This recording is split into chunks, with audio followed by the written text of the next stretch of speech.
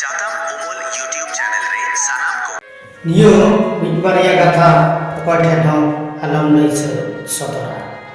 होय दाड़ेयाय आमी प्रिय गाते होय दाड़ेयाय आमरे निज आय बाबा होय दाड़ेयाय सुसुपुर आमरेन भागे रिलेशन रे पेड़ा को जहां जदि अपमानवा अकय ठेन आलम लई सदरा चेदा बांग से आमा सम्मान आट दाड़ेया आमा आर्थिक समस्या से आर्थिक क्षति हुई गल तमा ओना अकय ठेन आलम लैया उनी बाय साहाज्य मेया से आम सुरे गड़ो बाय नामाय बरन आम सला दाती के बाकी है बाकी दाड़ेया आम तिनो कते नामदा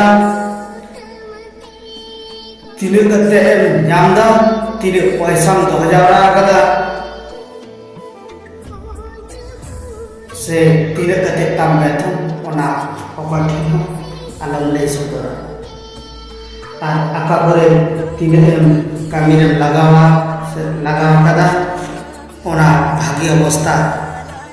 आजम कते आमा क्षति हुई दाड़ेया चेते माजम को आमा परिवार ना गोपन कथा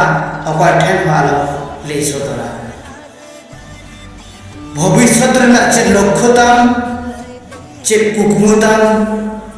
नवा कथा अकय ठेन आलम लई सदरा ओना को कथा अडिगान विपद रे आबा सम्मुखीन हुई दाड़ेया से हेज दाड़ेया आम सुर रे चिल्लाका पे बुझो किदा बुझ बाड़ाया अडिगान कथा लई किदा पाले अकय को पे कुसिया अकय को पे बापे कुसिया नवा को कथा रे अकय दो कामी रे लगा अकय दो बांग लगा जहां को कामी रे लगा आडी आडी सरहाव जहां को बांग लगा उनको सरहाव जोहार।